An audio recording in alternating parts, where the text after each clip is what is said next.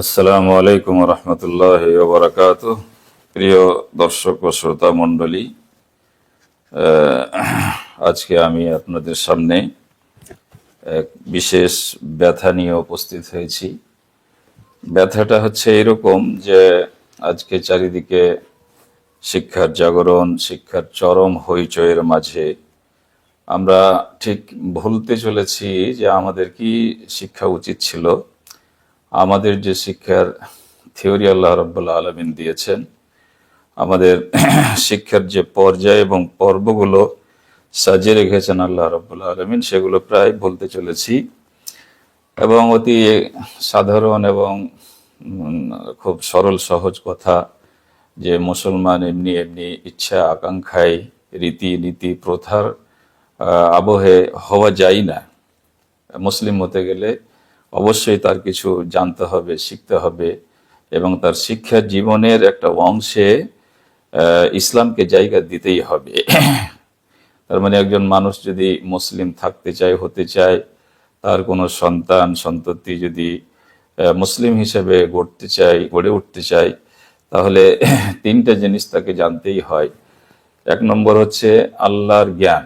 আল্লাহর জ্ঞান না থাকতে গেলে আল্লাহকে চেনা, আল্লাহর প্রতি ভালোবাসা, শ্রদ্ধা, ভক্তি, আল্লাহর ইবাদত বান্দেগী এসব কিছুই সম্ভব না যদি আল্লাহর সম্বন্ধে তার কাছে সম্যক কোনো ধারণা না থাকে। এবং সেই সাথে সাথে রসুল সম্বন্ধে তার জ্ঞান থাকবে। সবাইকে এক্সপার্ট হতে হবে তা তো জরুরি নয়, কিন্তু একজন মুসলিম হিসেবে তার জীবনের ভিত্তি হলো এগুলো, যে তাকে রসুল সম্বন্ধে একটা ধারণা রাখতে হবে, রসুলের আদর্শ সম্বন্ধে তার জ্ঞান থাকতে হবে এবং সেই সাথে সাথে দ্বীন এবং শরীয়তের জ্ঞান থাকতে হবে। আল্লাহ রসুলের মাধ্যমে যে দ্বীন আমরা পেয়েছি, সেই দ্বীনের বিধি বিধান অত্যন্ত প্রয়োজনীয় জিনিস, যেগুলো দৈনন্দিন জীবনে আমরা মুখোমুখি হই, সেই সমস্ত জিনিসের ধারণা আমাদের কাছে যদি না থাকে, আমাদের সন্তানের কাছে যদি না থাকে, তাহলে যেই কোনো ছোটোখাটো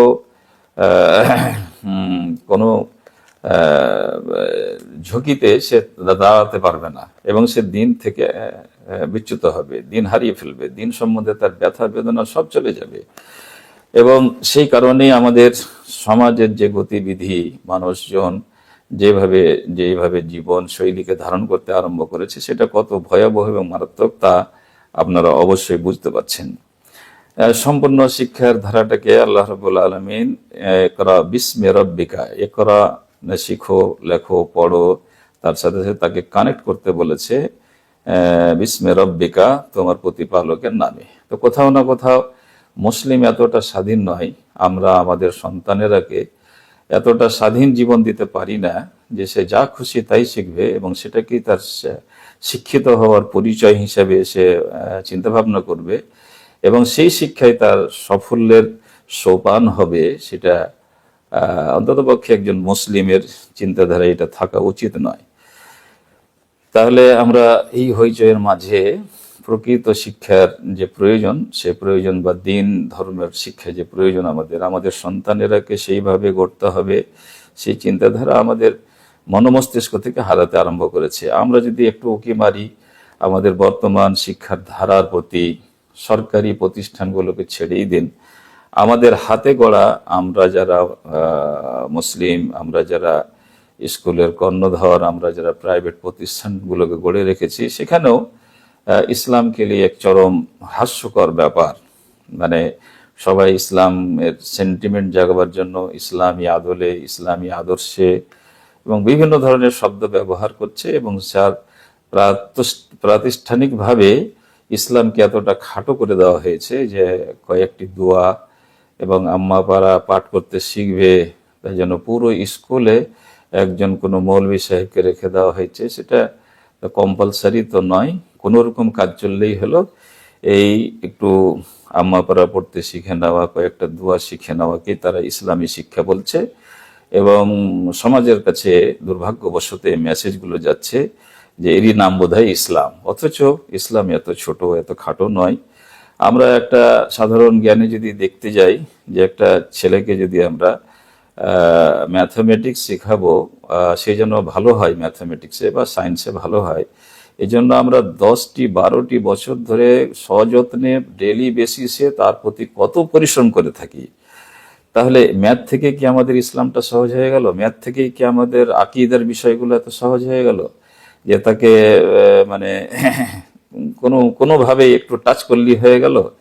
আর আম্মা পারা পড়তে শিখে নিয়ে সেগুলো কি সব অটোমেটিক মানে তার ব্রেনে উঠে যায়? এটা মানে অযুক্তিকর একটা ব্যাপার। আর এই সাংঘাতিকভাবে এই ধারাই বয়ে চলেছে আমাদের সমাজ, এবং মারাত্মকভাবে আমাদের নতুন প্রজন্ম দিন থেকে হুড় করে দূরে সরে যাচ্ছে, বরং দিন থেকে বেরিয়ে যাওয়ার পথে মোটামুটি আছে। আমরা তার পাশাপাশি যখন নিজামিয়া মাদ্রাসা বা দিনী প্রতিষ্ঠানগুলোকে দেখছি, আমি দিনী প্রতিষ্ঠানে লেখাপড়া করেছি, আমি তার একটা বড় অঙ্গ তাতে পড়িয়েছি, শিক্ষকতা করেছি, সেই জগতে ঢুকে দেখেছি সেগুলো মানে অনেক ত্রুটি, অনেক অভাবের মুখোমুখি, এবং সেগুলো যে সংশোধন করা যাবে সেই রাস্তাগুলো প্রায় বন্ধ। কারণ এই প্রতিষ্ঠানগুলির অভিভাবক হিসেবে যারা দাঁড়িয়ে আছেন তারা সমাজের যৌথ একটা মুখ, সমাজের প্রত্যেকটি মানুষের সেটা অধিকারের জায়গা, এবং সেখানে শিক্ষিত, অশিক্ষিত, দিন দরদি, বেদিন সব রকমের লোকেরা তাতে জড়িয়ে আছে এবং আধিপত্য জমিয়ে আছে। সেখানে আপডেশন কিংবা তার নতুন সংশোধনের কথা বলতে গেলেই সেই লোককে সেই সুযোগ দেওয়া হয় না। যদি দিন ধর্মের নতুন মডেল তৈরি করতে চায় কেউ, তাহলে তাকে নতুন করে একটা দিনী প্রতিষ্ঠান গড়তে হবে, এবং দিনী প্রতিষ্ঠান গড়ার মানেই হলো যে তাকে চাঁদা সংগ্রহ করতে হবে, যে যোগ্যতা আমার মধ্যে প্রায় শূন্য। যার কারণে আমি আধুনিক শিক্ষার জগৎ যেটা, সেই জগতে মারাত্মকভাবে মানুষ দিন ধর্মের সম্বন্ধে এক মানে বঞ্চিত অবস্থায় থাকছে, এবং সেখানে সরকারি তো নাই, বেসরকারি জায়গাগুলোতেও যেখানে অনেক সম্ভাবনা ছিল, তারপরও সেই সম্ভাবনাগুলোকে আমরা হারিয়েছি এবং হারাতে বসেছি, এবং সেই জায়গাতে অধিকাংশ সমাজের ছেলেপেলেরা সেই জায়গায় শিক্ষার জন্য দ্বারস্থ হয়। আমরা ভাবলাম যে এই জায়গাতে যদি আমরা ইসলামী একটা মডেল যোগ করতে পারি, এবং শত শত নয়, হাজার হাজার, লক্ষ লক্ষ স্টুডেন্টকে নতুন দিশা দান করতে পারি, তো এই চেষ্টাটা আমাদের করা উচিত। সুতরাং আমরা 2017-তে একটা পদক্ষেপ নিই যে আধুনিক শিক্ষার পাশাপাশি ইসলামী শিক্ষার সমন্বয় সাধনে একটা চমৎকার সিলেবাস তৈরি করে তাকে পড়ানো যায়, যাতে তারা বড় হয়ে ডাক্তার হতে পারে, ইঞ্জিনিয়ার হতে পারে, বৈজ্ঞানিক হতে পারে, লেখক, প্রফেসর, সবকিছু হতে পারে। তার পাশাপাশি সে একজন আদর্শবান মুসলিমও হতে পারে, এবং জীবনের কোনো এক স্তরে যদি সে ইসলামের দায়ী হিসাবে কাজ করতে চায়, সেটাও যেন সে পারে, এবং এই চলমান জীবনের যে কোনো জায়গায় যে কোনো বিষাক্ত আবহাওয়া, বিষাক্ত চিন্তাধারা যা ইসলাম বিরোধী, তার সামনে গুটিয়ে না যায়, তার সামনে তাতে আক্রান্ত হয়ে নিজের দিন হারিয়ে না দেয়, শিরকের খপ্পরে পড়ছে, বিদআতের খপ্পরে পড়বে, এইরকম দুঃখজনক পরিস্থিতি তার জীবনে না আসে, তার জন্য আমাদের এই ভাবনা, এইরকম প্রতিষ্ঠান গড়ার ভাবনা এবং এইরকম সিলেবাসের চিন্তাধারা আমাদের মাথায় জাগে। যাই হোক, আমরা 2017 সালে যে সিলেবাসটা স্ট্যান্ড করেছি এবং যে প্রতিষ্ঠান আল হিকমা ন্যাশনাল স্কুলের নামে আমরা গড়ে তুলেছি, তাতে সিলেবাসটার একটু ধারা বুঝাই। সিবিএসসি কারিকুলাম অনুযায়ী আধুনিক শিক্ষার যে সমস্ত বিষয়াদি, সেইগুলো যেন পূর্ণরূপে সে শিখতে পারে। ইংরেজি হোক, তারপরে অঙ্ক বা ইতিহাস, ভূগোল, বিজ্ঞান যা কিছু আছে সেটা যেন পূর্ণভাবে অনুধাবন করতে পারে, এবং সেই সাথে সাথে আমাদের যে এক্সট্রা কারিকুলাম বা যে দরদ ব্যথার কথা আপনাদের বোঝাতে চাইছি, তার কতটুকু ব্যবস্থা করতে পেরেছি সেটাও একটু ভালো করে শুনবেন। 1 নম্বর হচ্ছে আল্লাহ রাব্বুল আলামিনের মহাগ্রন্থকে মুখস্থ করা। এটা সালাফদের মানে বাড়িতে একটা মানে প্রত্যেক শিশুর জন্য এটা একটা পরিবেশ ছিল যে তারা ছোটতেই তাদের বাচ্চা কাচ্চাদের কোরআন মুখস্থ করাতেন, এবং কোরআন মুখস্থ থাকা, কোরআন মুখস্থ করা কোরআনের সাথে সম্পর্ককে জড়াতে সাহায্য করবে, এবং কোরআনের প্রতি ভালোবাসাকে জাগিয়ে রাখবে, এবং আমাদের বহু ক্ষেত্রে কোরআনের বহু আয়াতের প্রয়োজন হয়, সেগুলি সহজে আমরা উপলব্ধ করতে পারি। তো হিফজটা জন্য আমরা সময় রেখেছি ডেইলি 60 মিনিট, তারপরে 40 মিনিট, তারপরে 30 মিনিট, ফজরের পর 1 ঘন্টা, তারপরে ক্লাসে 40 মিনিট, আর মাগরিব পর 30 মিনিট, মোট 2 ঘন্টা 10 মিনিট আমরা প্রতিদিন তার জন্য সময় দিই। এবং মাধ্যমিক পর্যন্ত আমাদের টার্গেট থাকে যে মধ্যবিত্ত ছেলেও যদি হয়, মেধাবী যদি হয়, তাহলে মোটামুটি সে 10-12 পারা কোরআন মুখস্থ করে ফেলবে। আর যদি একটু কমাও হয় তাহলে অন্তত পক্ষে 5 পারা তো অবশ্যই করবে। তাহলে মাধ্যমিক পর্যন্ত তার আল্লাহর কিতাবের 5 পারা কিংবা 10 পারা, 12 পারা, 15 পারা মুখস্থ করে ফেলবে ইনশাআল্লাহ। আরবি ভাষা ও সাহিত্য যেটা, সেটা আমাদের এখানে এই সিলেবাসগুলোতে পরিচিত কোনো বইয়ের নাম বলি, আল কেরাতুর রাশেদা নয় রাশিদা লেভেলের আরবি তারা সহজে বুঝতে পারে। এবং এই পঠন পাঠনের নিয়ম হচ্ছে আরবি থেকে ইংরেজিতে অনুবাদ করা হয়, আবার ইংরেজিগুলোকে আরবিতে করতে বলা হয়। আমরা ইন্টারন্যাশনাল লেভেলের, আন্তর্জাতিক স্তরের একটা বৃহৎ লক্ষ্য উদ্দেশ্যকে সামনে রেখে এটা করে থাকি। এবং তারা আরবিটাকে সহজে ইংরেজিতে করতে পারে, ইংরেজিটাকে আরবি করতে পারে, এই আল কেরাতুর রাশিদা লেভেলের যেটা আরবি সেগুলো। তাহলে আরবি তারা বুঝতে সক্ষম হয়, আরবির বহু গ্রামার সম্বন্ধে অবগত হয়। এবং যেহেতু আরবি ভাষা তারা বুঝতে শিখেছে, এই জন্য আমরা তখন আরো সুযোগ পাই যে হাদিস এবং উসুলে হাদিসের মানে সবগুলি পড়া তো এখানে সম্ভব হবে না, যেহেতু সিবিএসই কারিকুলামের একটা চাপ আছে। তার মধ্য দিয়েও আমরা বুলুগুল মারাম, যেটাতে ইসলামের বিধিবিধানকে সংক্ষিপ্ত রূপে সম্পূর্ণটাই তুলে ধরা হয়েছে, সেটাকে আমরা যত্ন সহকারে এবং যথারীতিভাবে 2 থেকে 3 বছরের মধ্যে অল্প অল্প অল্প করে পড়াই। এবং সে সাথে উসুল হাদিসের বুলুগুল মারামের সাথে মুস্তালাহুল হাদিস ডক্টর মাহমুদ আত-তাহানের, তারপরে মিন আতিয়া বিল মিনাহ, এই ধরনের বই দিয়ে তার পরিভাষাগুলো, তার বিভিন্ন শব্দগুলো, তার বিভিন্ন ফর্মুলাগুলো আমরা ব্যাখ্যা করে থাকি। তাতে একটা ভালো ধারণা হয়ে যায় উসুল হাদিসের যে কোনটাকে কি বলে। এবার থাকলো সবচাইতে গুরুত্বপূর্ণ বিষয়, এতদিন ধরে আমরা আরবি শিখালাম, পড়ালাম এই জন্য যে তারা যেন আরবি টেক্সটের মাধ্যমে আকীদার গুরুত্বপূর্ণ বিষয়গুলিকে তারা স্টাডি করতে পারে। আমরা সেই উদ্দেশ্যে আমাদের ক্লাসে আত-তাওহীদ ডক্টর সালেহ আল ফৌজানের খুবই জটিল এবং ব্যাপক বই শিরক তৌহিদের সম্পূর্ণ বিষয়গুলিকে উনি খুব চমৎকারভাবে তুলে ধরেছেন। আমরা সেটাকে পড়াই। তারপরে শারহুল আকিদা আল ওয়াসিতিয়া শাইখুল ইসলাম ইবনে তাইমিয়ার, সেটাকে পড়াই। এবং তারপরে 8-9 যেটা বয়স, সেখানে গিয়ে শারহুল আকিদা তাহাবিয়া একটা সংক্ষিপ্ত একটা এডিশন আছে, সেই সংক্ষিপ্তটাকে আমরা ব্যাখ্যা করে করে ভালো করে পড়াই। তাহলে এই আধুনিক এবং ইসলামিক 2 সিলেবাসের মাধ্যমে আমাদের প্রত্যেক শিশুর যেটা ভবিষ্যৎ আমরা কামনা করতে পারবো, সেটা হবে এই যে আধুনিক শিক্ষায় শিখে সে ডক্টর, ইঞ্জিনিয়ার, আল্লাহ তাকে যা বানাতে চাইবে সেটা হবে। এবং সেই সাথে সাথে ইসলামের বিশুদ্ধ আকীদার ধারক হবে, ইসলামের বিধিবিধান সম্বন্ধে অবগত থাকবে। এবং 7ম 8ম শ্রেণী থেকেই তারা মানে বিভিন্ন অনুষ্ঠানে বক্তব্য রাখতে পারবে তথা জুমার খুতবা প্রদান করতে পারবে। একটু আগেই বললাম, যদি সে কোনোদিন ডক্টর, প্রফেসর হয়েও ইসলামের মানে স্বতন্ত্রভাবে দাওয়াতের কাজ করতে চায়, তাহলে সেই জ্ঞান গরিমা, সেই ভিত্তি তার ভিতরে থাকবে এবং সেটাকে কাজে লাগাতে চাইলে সে দাওয়াতেরও কাজ করতে পারবে। আমরা যদি এই সব জিনিসগুলোকে অবহেলার দৃষ্টিতে দেখি, তাহলে আমাদেরও বাচ্চাদের সাথে ওটাই ঘটবে যা আজকের আমাদের মানুষদের সাথে ঘটে যাচ্ছে।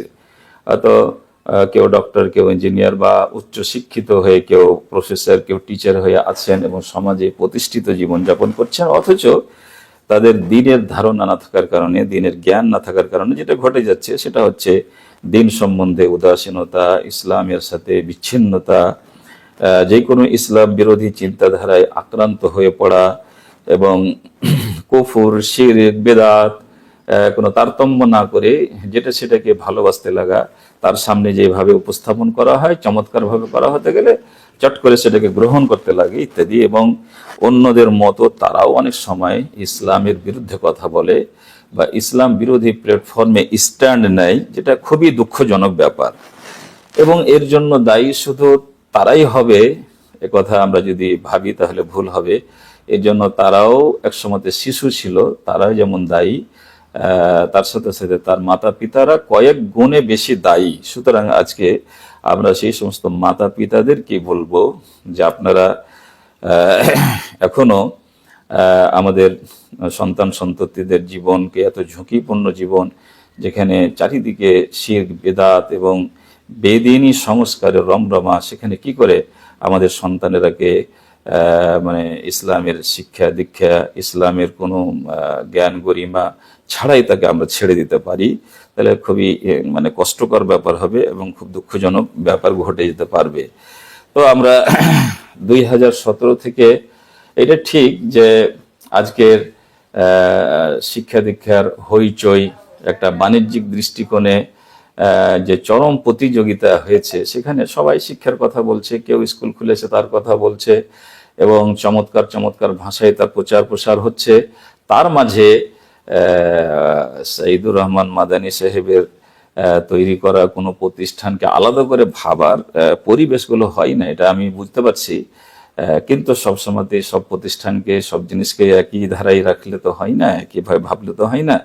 আমরা এটা বাণিজ্যিকভাবে এই প্রতিষ্ঠানের প্রতিষ্ঠা করিনি, কিন্তু প্রতিষ্ঠান চালালে, প্রতিষ্ঠানের কে চালাতে গেলে প্রতিষ্ঠানের ইনকাম দিয়ে তাকে দাঁড় করতে হবে, এই জন্য আর্থিক সাপোর্টের প্রয়োজন। কিন্তু আমরা এটাকে বাণিজ্যিকভাবে নিয়ে নিই।